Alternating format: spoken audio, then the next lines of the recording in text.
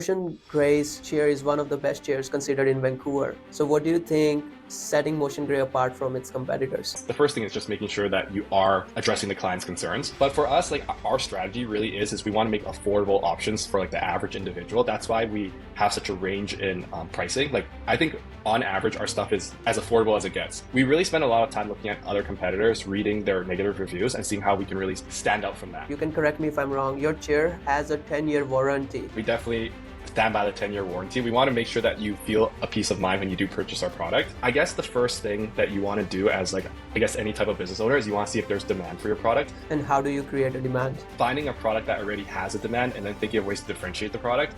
Or like a more extreme example is you create demand for a product that people don't know really exists at that moment. How much inventory would you as a company store in your warehouse? We're talking internally. We have, for example, over $1 million in just deposits when it comes to products that are just not even completed yet. How much revenue could be generated in a business like this? We've been doing 10 million plus for the last couple of years.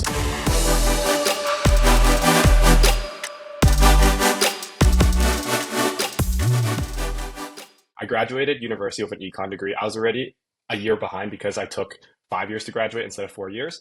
And then when I had to go back to school for DAPT, I realized like, hey, wait a minute, it's going to take me another year and a half to finish this. At that point, it was kind of discouraging for me because I realized like, wait, I'm going to be maybe 2-3 years behind my peers. To be fair though, I don't want people to think that it's a competition. It's just for me at that point, I realized like, hey, I'm a couple years behind. And also I might not actually be even really good at this. So then at that point, like it kind of made me curious into trying other different things. So that's why I experimented with a lot of different side hustles. That's what people call it. But it really was because I realized like, hey, like it's going to take me a very long time. I might as well try some different things along the way. If it works out, then I'm going to try those. But then if it doesn't, then I'll just end up hopefully in the big four. Like that was my original goal. After making the move, did you ever thought like accounting was nice as well and maybe that wasn't the right move? Yeah, so accounting, to be very honest, I think it's a great opportunity. I think that you can learn a lot, you can see a lot.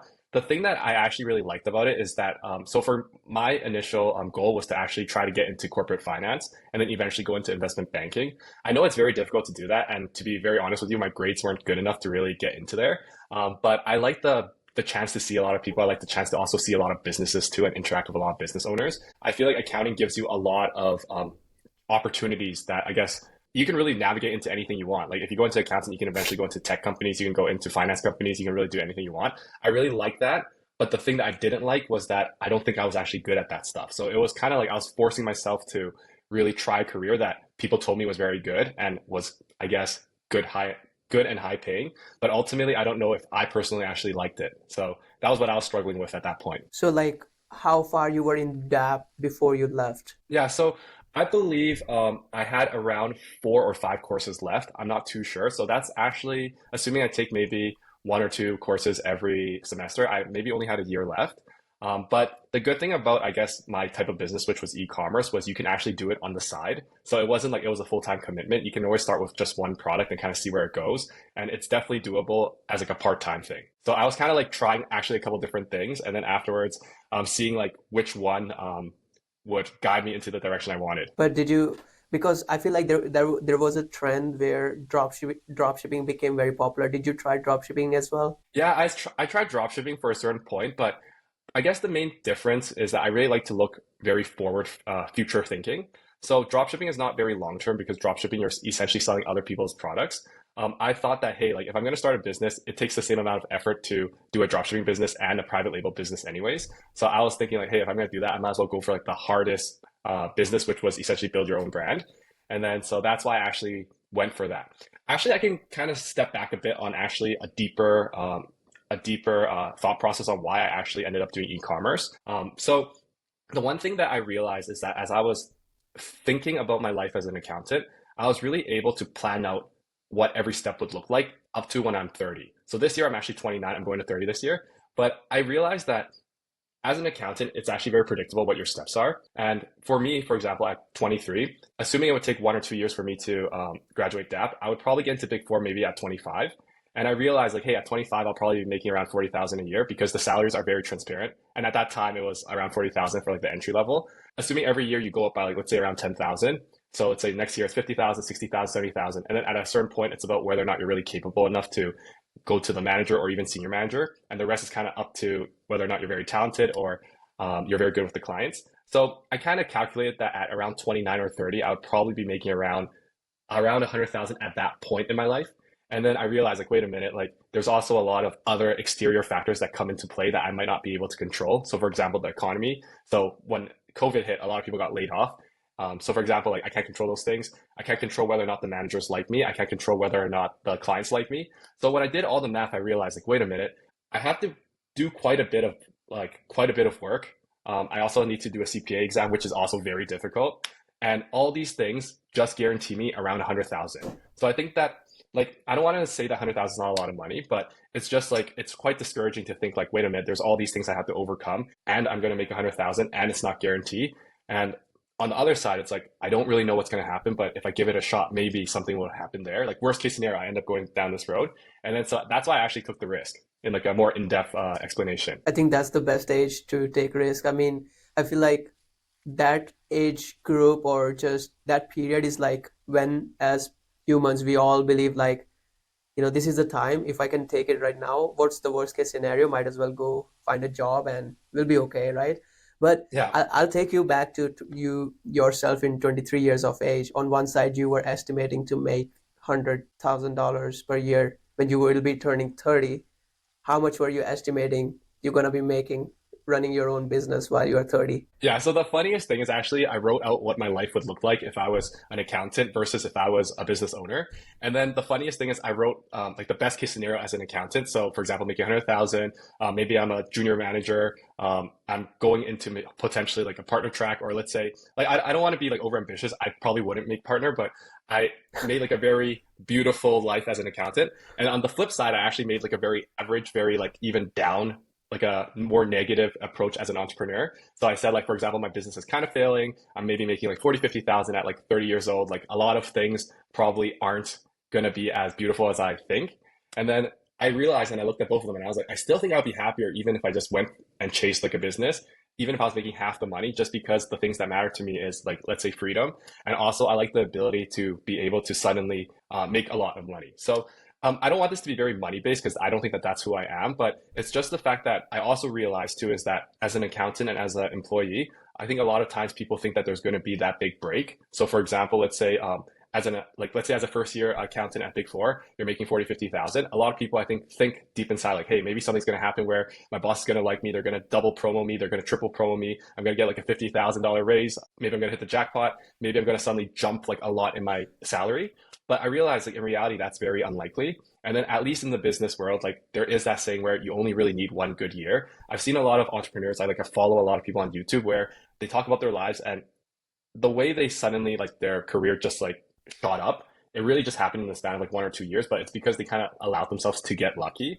And I think that that's the one thing that I noticed, like, hey, I wouldn't have as an accountant. But to be very honest with you, there's pros and cons to both too. I actually still really enjoy the accounting like trajectory. It's just that it wasn't right for me at that point. Got it. No, there's another thing, and like just like you following so many entrepreneurs themselves, and there's a common trend that I've seen. No matter they have succeeded or they have failed, but they have always stated that I'm not like upset about trying. And even the other day, someone mentioned my first startup failed, but that was like an MBA for me. So it's just the mindset these guys are having, and I see the same mindset you have. But you know, like just like any other business, when you start, there's so many different challenges you have to go through because yes, you were focused more on the accounting side, but business covers so many different aspects. So what your business exactly is, what Motion Gray is, how did you Hmm. even thought about the name Motion Gray? So Motiongrey actually started. So I have two partners, Andy and Alex. I'll basically say I owe everything to them. So it actually originally started through a gaming chair company called Pulse Labs. So at that time, I think around 8 years ago, there was a company called Pulse Labs that we actually initially first launched that was focused on gaming chairs. And at that time, gaming chairs were really popular. So they were making a lot of money. There's a company called Secret Labs. They're absolutely killing it. They're, for example, sponsoring all big gamers and big games. So having said that, we were in that industry. We were not equipped to compete with them. So at that time, we're too young, and we also didn't have the money, and we didn't have the experience to really compete. So it was kind of like a test run in e-commerce where um, we made a bit of money, like sold a couple chairs here and there, but ultimately we weren't able to really capitalize on the whole gaming chair market. So from there, at that time, my partner Andy actually had a bad back. He was very uncomfortable all the time. So he found standing desk and he realized like, wait a minute, there might be an opportunity here because as people are becoming more focused on ergonomics, there's a huge opportunity here. And at the same time, him himself needed it. So that's actually when we started looking into standing desk. And ultimately from there, we went into a standing desk company and now we're office furniture. So I guess that's how it all came into we came into this industry. But it's always interesting because it's about, even though Post Labs is not a failure, it wasn't necessarily a successful company, but that eventually led to Motiongrey, which was a successful company. So as you said before, like even the failures lead to something, and it's just doing something that's very important because that's where you can finally like move forward. And Motiongrey, the name itself came because it's moving the table, and then the tabletop was gray at that point. So we just threw those two together and made the name. Very interesting. And you guys were friends or you were just gamers who started the company? Yeah, so funny thing is Andy met Alex at UBC Engineering. So they actually met in literally in the class. And then afterwards, what happened was I think they were at that point like looking at building websites and they literally just sat beside each other and started talking about like, hey, like what are you doing there? Like, are you building something? And then they kind of just hit it off there. Me and Alex were childhood best friends since we were 5 years old.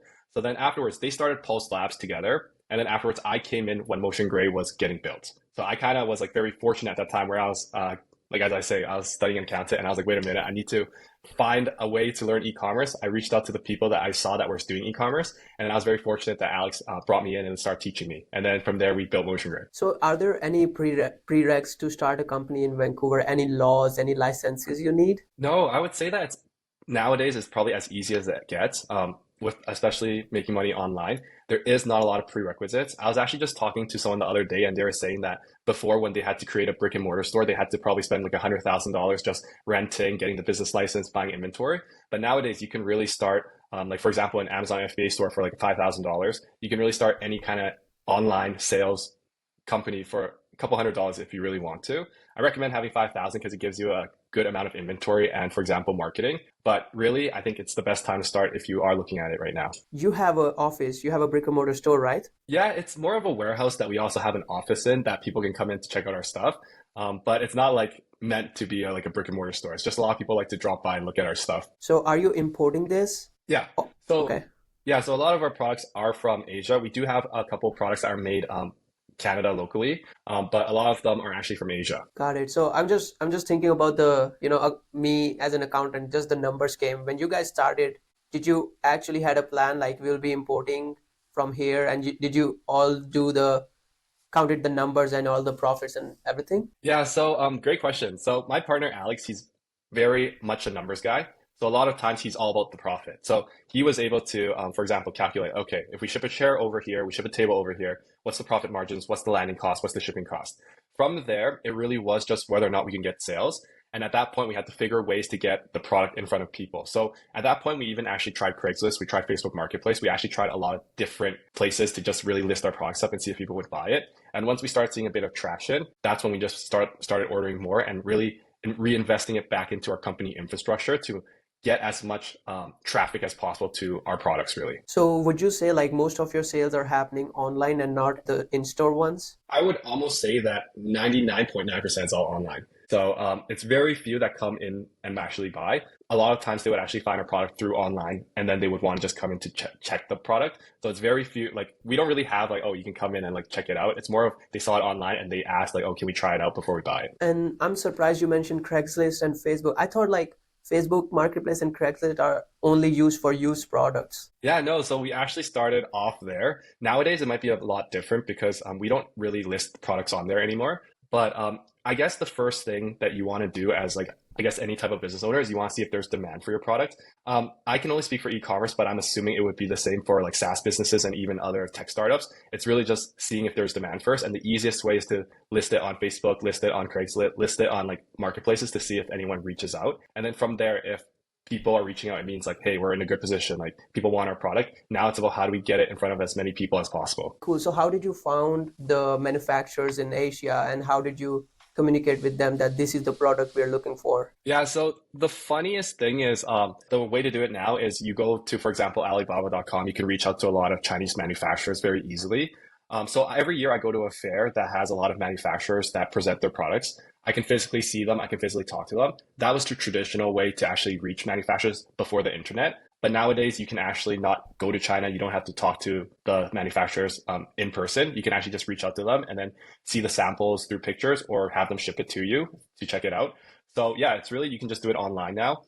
I think it's the best time to do online sales right now because you really don't need a lot of money and you don't need to fly out to see the products. Nowadays, you can just message them on Alibaba. Got it. And how much inventory would you as a company store in your warehouse at any given point in time? Yeah, so now, right now, we have a lot of inventory. So, for example, we have a container coming in almost every day. So, in that context, so for example, like a 40-foot container, we have it coming in and out a lot, like per day. So, we were just saying like the other day, like we were talking internally, we have, for example, over $1 million in just deposits when it comes to products that are just not even completed yet. So, just literally just deposits. So, we have a lot of inventory, but when you first get started, you don't really need that. You can really start off with just like 100 units, 200 units. I always tell, for example, the people that want to get started, play with what you're comfortable with. Just get those initial sales first. If you can get pre-orders, that's even better, but you don't really need like a lot of money to get started. You just need to make sure you have demand for the product. And how do you create a demand? Yeah, so I think there's like two things. It's either finding a product that already has a demand and then thinking of ways to differentiate the product, or like a more extreme example is you create demand for a product that people don't know really exists at that moment. I think the first one is easier because you just have to tweak a product and then you just got to get that in front of as many customers as possible. The second one, you probably have to like do a viral video or somehow get your product kind of exposed to everyone. But to be fair with you guys too, like I think in today's society, it's probably the easiest time to get a viral video. I know a lot of people that literally their businesses changed overnight because they were able to get a viral video. So for example, I have a friend that's, I think he's 21 years old, or he's either 18, 19, or 21. Like I actually don't remember, but he's very young. And literally, he said that one viral video changed his life and then it changed his business. He went from having like maybe a couple hundred sales to 100,000 in 1 month just because he had one viral video on TikTok. So, and if you guys are interested, the video was him talking about his skin condition, talking about acne, and then talking about the soap that he was selling, and then saying that, oh, this soap cured my acne. And then from there, it just took off. And then he's like killing it right now. I think that nowadays, so funny thing is, I've been really focused, I guess, more on social media now because I actually didn't have, for example, Instagram or any type of social media until like the last year and a half.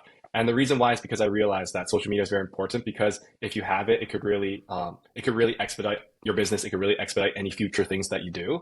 So for example, like as you said, it's perfect. Like being able to take advantage of your network, being able to grow the network is very important for, I guess, even anyone's career, no matter what you do. So how old is the company right now? Yeah. So I think we're around 7 years old right now. Um, Okay. and then afterwards, we started really taking off actually right at the first year of COVID. And then afterwards, we were really able to maintain the COVID boost. So a lot of companies actually in the e-commerce world had something called like a COVID boost where everyone started buying things online and their revenues, like for example, doubled, tripled, and they really killed it during those COVID years. But a lot of companies weren't able to actually keep that momentum once COVID was over. But our company, we were able to actually really maximize that because during the time when, for example, our sales like increased a lot during COVID, we were able to actually reinvest that money into infrastructure and invest it into other products and really making our products really good. And we were very good at, I guess, building the brand names to really continue to get that customer value over time with our existing customers. So I think that's how we were able to really stay relevant, I guess, in this industry. No, definitely. I think your company was there at the right time, and COVID kind of just like helped your company boost the sales. But here's the tricky part, which is absolutely correct. Like so many companies weren't able to sustain it, while you guys had an innovative mindset. And actually, I was going through your website and seeing all the broad range of products you are offering. And I also read that earlier it started, just like you mentioned, started as a standing desk and chair business, but now you have, merged out to different product line. Why is that? So why did you become so broad starting from a niche market? Yeah. So a lot of people always ask me actually, like, do you know, do you start with a niche first or do you start with just like random items? So I would say that you start with random items and then whichever item starts selling very well, you tend to naturally niche down. So for example, you can sell 10 random items. The one that does well, you're naturally going to focus on that product. So for us, because let's say our gaming chairs were doing all right, we realized, okay, there's something when it comes to like furniture. So we tried home office furniture and it did fairly well at that time. Once you learn how to do e-commerce, you're going to realize like, hey, like everything's kind of just the same. It's just different variables. So for example, like once you learn how to sell things online, it's just a different product. It's not that hard to launch other products if you're already selling products. So the reason why we're expanding into different products now is because that's how you kind of like, I guess, grow the overall business. And it's just easy for us because we have all the infrastructure already down. So I recommend definitely starting with a niche first, but also don't pressure yourself to like just because your first product you launch is, let's say, like a cosmetic product doesn't mean you have to stay in cosmetics forever. You can just experiment with it, and if it does well, then you kind of naturally stick to it. But if, for example, it doesn't do well, you can always try something out, like a sporting good, and then you gotta just keep trying different items until one works for you. Yeah. And what would you say is the like biggest success factor in your company's growth? Yeah, so I think first is like we were there to take advantage of COVID, so we were always ready. And then so I guess having said that, like we were always very understanding of the markets and how to like market. So I think marketing is very important too, in a sense where we understood how to get our product in front of as many people as possible. So for example, like we really invested a lot in, for example, at that time, micro influencers, and we also invested a lot in, for example, just like SEO and like getting our website out there as like in front of as many people as possible. So I think like a lot of times people focus in on like they want like big influencers, they want like to get their brand in front of like big marketing campaigns. But what we realized really is just that if you get good content from even these smaller guys with 1,000 followers, they can give you really good content. And these content that they give you, you can use for your own website, for your own marketing campaigns. And a lot of times these actually perform much better for the value investment based off of if you invest in like a person with 1 million subscribers, which might cost you 50,000 for like a 10-second ad. It's ridiculous. It's crazy. Very interesting. I'm actually shocked because like I'm thinking like so many people probably would have started businesses in the furniture industry just like yourself, but not everybody sees the success that your company saw in last 7 years. Do you think is it because there were three people managing it or there was something other factor? I definitely think having a team helps. So for example, so I remember I have a mentor too that I was talking to about when it comes to like partnerships and money. And he said that the number one thing a business owner does not want to do is he doesn't want to give equity of his business away for no reason. So the only reason for you to ever partner with someone is because they can actually offer something of use. And I think, for example, like my partners, even though we're very good friends, I think we do specialize in different things. And I believe like if you support each other in ways, it's just very nice because I have a lot of friends that are like solo entrepreneurs. And for example, like they sometimes can't go on vacation, or let's say something happens, their business kind of stops during the time that they're not able to work on the business.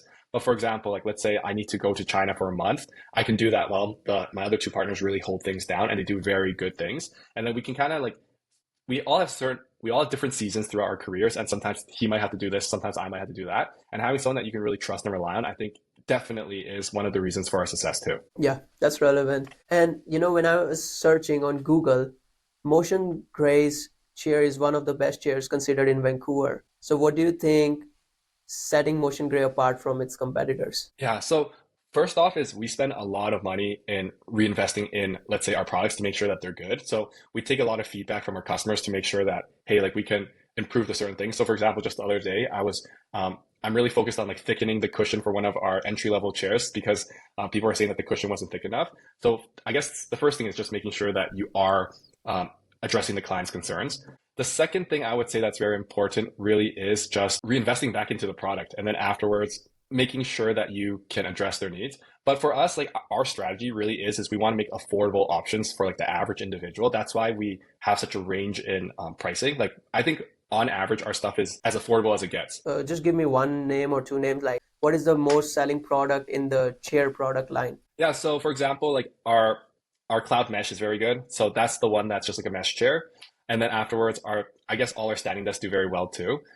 We find ways to kind of tweak the things to make it stand out, and then also address like the main concerns that people have with other products that they like. We really spend a lot of time looking at other competitors, reading their negative reviews, and seeing how we can really like stand out from that. Got it. So it's like a lot of your time, I guess a lot of time from you guys is spent on customer feedback, checking out other, of course, competitors' reviews and how you can improve your products so they stand out more in the market. Yeah, exactly. Yeah, and to be very honest with like you guys, like things aren't perfect the way they are. When we first started, we had a couple of products that weren't necessarily the best. We always have to constantly innovate because it's not about inventing something. It's just really about improving something that already exists. And I think a lot of times, like people don't want to improve things because it's like a problem that you don't want to really face. But reality is like you got to make it better, or else it's not a long-term solution. Got it. So how did you guys end up going into more towards fitness product line as well? Yeah, so because we're very ergonomically focused, like we're focused on, I guess, like health, we realized that, for example, fitness products really also aligns with our company values and mission.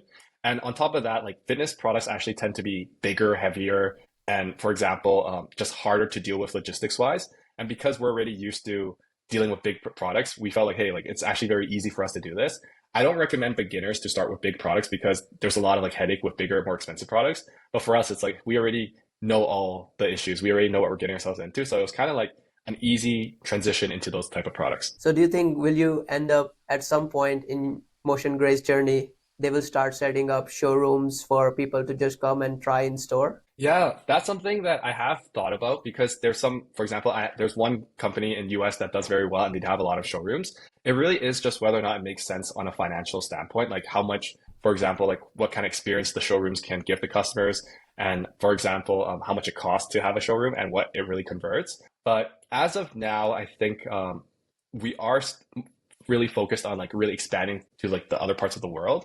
But I think showrooms, it's not out of the question. Like someday it might actually happen too. And I talk about margins and accounting, how much revenue could be generated in a business like this, keeping in mind we are 7 years into the journey. Yeah, so we've been doing, I guess, like I like to kind of keep it like vague, where we've been selling over 10 million for the last couple of years now. So yeah, we've been doing 10 million plus for the last couple of years. Like we've been growing quite steadily every year, which is nice.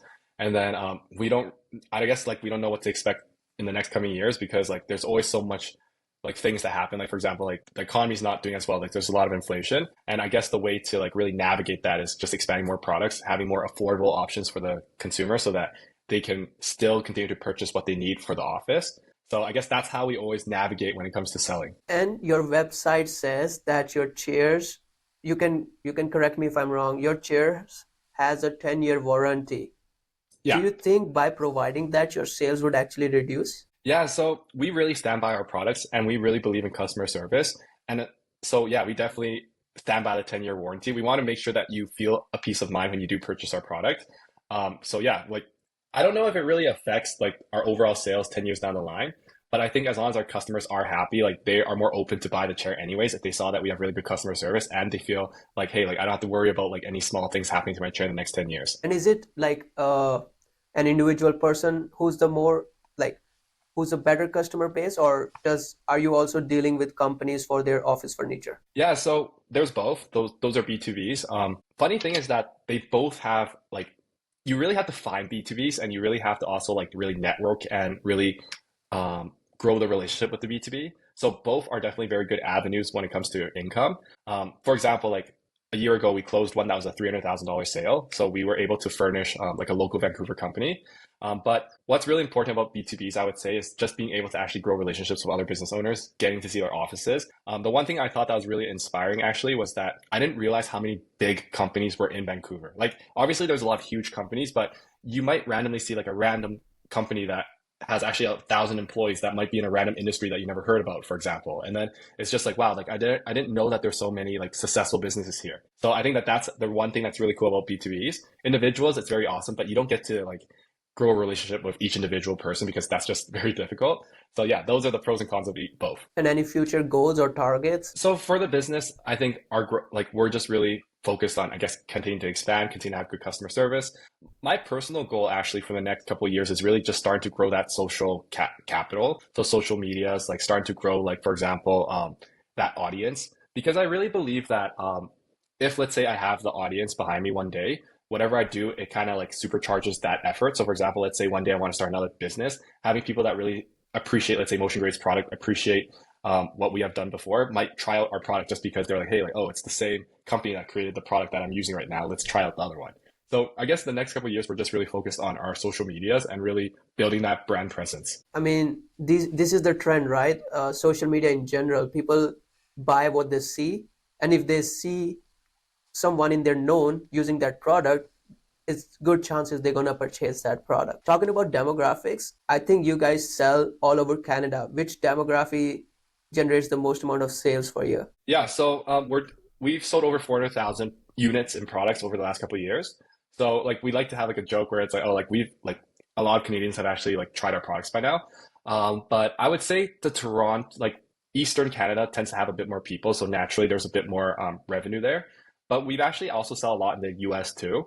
Obviously, it's not as high as our Canadian sales yet, but we are starting to really focus on the US. As you are the co-founder of this company, how is a typical day look like for you? Yeah, so recently I've been waking up a bit earlier. So I usually wake up around 6:30. I usually hang out with my cat. I usually feed her, like get like the stuff ready for her, and then I usually go to the gym at around I would say 7:30. Usually go for around an hour, come back around 8:30. Usually start my work at around 8:30, like reply emails, get a couple meetings out of the way. Usually I would say that that goes to around 12, and then at that point I'll eat something, and then I'll get prepared to go to the office. So I usually go to the office at around 1. From there, I'll continue to work, do meetings, like typical e-commerce stuff. And then from around 5 to 6, that's when I start focusing on my social media stuff. So for example, like TikTok, Instagram, might record a video, might do a live, and then usually my day kind of ends at around 6:30, and then I'll go eat. And then from around, I would say once I freshen up, like I take a shower, go home, like all that stuff, it's around like 9. From 9 to 10, I usually like to like think about like growth things. So for example, I like to think about like for fun items. Like let's say, is there any items I want to sell for fun? Is there any like things I want to do that aren't necessarily business related, but still I guess benefit the business, that are not priorities, but are like more creative. So at night is when I do all the creative work, and I usually sleep at actually I would say 10:30. So pretty early on average. Do you think you changed your routine after you started the company? 100%. So funny thing is, so I'll tell you one of the things I think that people don't ever talk about, that I think there's pros and cons for every situation, right? So let's say as an accountant, I think the thing that's really nice is actually maybe not for accountant, but because accountant there's a lot of overtime, but it's like once you get off at 5, a lot of times you don't have to worry about things. But for example, for me, there's always something to improve on, and there's always a lot of problems. So for example, like there's times where I'm working at 10, I'm working at like 1 a.m., I'm working on the weekend. I usually work actually every weekend. It's just not as intense. So the cons is that I'm always working, I'm always thinking about stuff. Sometimes I do wish I can kind of turn it off, but reality is that there's going to be things I can't control that I might have to address. And if I just delay it, I'm going to just be thinking about it the whole day. So I would just rather address it right away. So I guess that's the main difference I noticed in my schedule. No, I agree. It's just like that famous saying, I quit 9 to 5 to work 24/7. Yeah, exactly. I genuinely believe that if I got a high paying job right out of university, I would have probably never started entrepreneurship. But it was because like I just wasn't that my GPA wasn't high enough. I wasn't able to land like a really good job, and my career job perspectives weren't much. So at that moment, I realized like, okay, I'm gonna have to like create my own opportunities and hopefully like get some side hustle, like get some side income. So yeah, like I really stand by that. And what do you do to kind of like de-stress, or any hobbies you have outside of work? Yeah, so to be very honest with you, I guess like recording Instagram and TikTok Reels is like my way to distress now. So I talk a lot about e-commerce on TikTok. That's like something I do kind of for fun. Totally non-work related for fun might be just going to the gym, and I like to play poker a lot. So I don't play as much as I used to, but because it's not the most productive to be in the casino for a couple hours sitting there. But I like to play here and there. Like it's really funny. Every time I'm stressed, I just go to the local casino and I'll be playing for maybe a couple hours, and I'll just be sitting there and just like kind of thinking. And I'll always lose money, so it's not a good habit. You like to take risks. Yeah, yeah. I guess I always say like it's technically not gambling, but I always lose anyway. So it's definitely a bad habit. You got recognized by BC Business 30 Under 30. How did that all came about? Yeah, so a lot of it is, for example, getting nominated. You can nominate yourself, you can nominate other people. And the thing that, like, it's a really cool opportunity to be a part of that, because I always knew about it, but I didn't realize how cool the whole process is. Because once I was actually nominated, once I was able to actually get into it, a lot of opportunities actually came from that. So I know I like jumped the question because the question was, how do you kind of get for that? It really is just, you get nominated, and I think that you have to make an impact. I would say like whether it's a business, whether you help a lot of people, whether you have a good story, like it's a combination of all those things. I've noticed like for example, like my peers are all very amazing, but the one thing that's really cool is that the people I met from that, the opportunities that came afterwards, there's been a lot of really cool like things that have happened in the last couple of weeks. I can't talk about some of them because some of them are like private like investing opportunities, like certain types of like collaborations. But a lot of people have reached out to me. A lot of like big companies have also actually reached out to me just to like talk to me. And I think that it made me realize how important it is to like really put yourself out there. So for anyone, I guess, listening to this, I'm going all over the place because I get really like passionate about these kind of topics. But back then when we first started a business, we actually like, I remember talking to my partner and him actually specifically saying like, his goal is to get wealthy and not be known at all. So nobody's gonna know who he is and he can get wealthy. as we started doing business more and more, we realized that that's a really good life and luxury to have. But if you're known as a business owner, as a successful business owner, that opens up a lot more doors for your business and for yourself as an individual. So that's when we kind of had to make like a pivot in our way of thinking where it's like, wait a minute, like as I mentioned before, I didn't even have Instagram until like a year and a half ago. And we realized like, wait a minute, if we put ourselves out there, more opportunities come because people can reach out to us and we can also get access to people easier too. So for example, the being recognized as a 30 under 30, that opens a lot of doors too because it legitimizes our business. It legitimizes me as an individual too because it's not like well, what I realized too is like a lot of times when it comes to business owners, you can't actually verify whether or not they're legit or they're sometimes full of like they're full of shit, for example, right? And some unless their company's really big and you can kind of verify a lot of the like the things about it, you don't know. It's really just what they say, right? So having like, for example, social capital, like people really vouch for you. It's really important as even as like a career, even as like a business. So that's I guess the main transition that I've noticed being recognized as 30 under 30. And I definitely feel like it is very important, like networking in general. And through networking, I have learned that posting on social media is not just about being an influencer. People just want to see that on the other side, I'm talking to a human and yeah, they just want to know a little bit about you. yeah, I think that the opportunities that come with you putting yourself out there, um, they're endless. So, for example, there has been many contracts, many let's say opportunities that I've gotten, and it's only because I put myself out there. So, for example, like let's say Amazon, the company itself, they work with me on a lot of like campaigns on a lot of different things because they saw that I was talking about Amazon on social media, and it was just because I sell on Amazon, so I'm not BSing about like oh this is how you make money, but I actually don't make money off it. I actually do everything I talk about. And then on top of that, like I genuinely am just passionate about e-commerce. And they actually reached out to me and were like, hey, like we want to collaborate with you on a certain amount of like content for you to put out. And then afterwards, like that would have never came if I never put myself out there. And being able to have that connection allows me to, for example, like get access to things that I think normal people might not get access to, whether it's like assistance, whether it's just overall information, or even just like the validation of having them as a partner. I learned this from another podcaster. He said some people learn from books while other learns from other people and their stories. I think that I definitely learned the best from actually doing. I think that if you think about it too much, just do it because you can get it kind of out of your system. So I guess I would say this for anyone that wants to try e-commerce. Um, I don't know if it's right for you. It was right for me, but doesn't mean it's actually right for you. I think everyone has their own path in life. There's no right and wrong. But if you want to get started, just do it and get it out of the way. What's the worst thing that can happen? So I always think of it. So I actually like mentor, I actually like teach here and there on the side too. And I always tell my students like, you're going to spend, let's say, $5,000 on this product. If it fails, you lose $5,000. You're always going to make it back. If by any chance this $5,000 ends up building your future brand, or let's say inspiring you to have a whole e-commerce career that changes your life, that has an infinite amount of upside. So if you look at the pros and cons, like it's really a no-brainer. Like why not just try it? That's exactly what I thought when I first started, where it's worst case scenario, if I fail, I'm going to be in Big Four, hopefully. I'm going to be an accountant. I'm going to still have a good career. $5,000, not a lot of money in the grand scheme of things. At that time, it was a lot of money, but grand scheme of things, not a lot. But if by any chance it changes my life, which it did, it will repay me back like hundredfolds. And it did in the end. So that's my advice for you guys.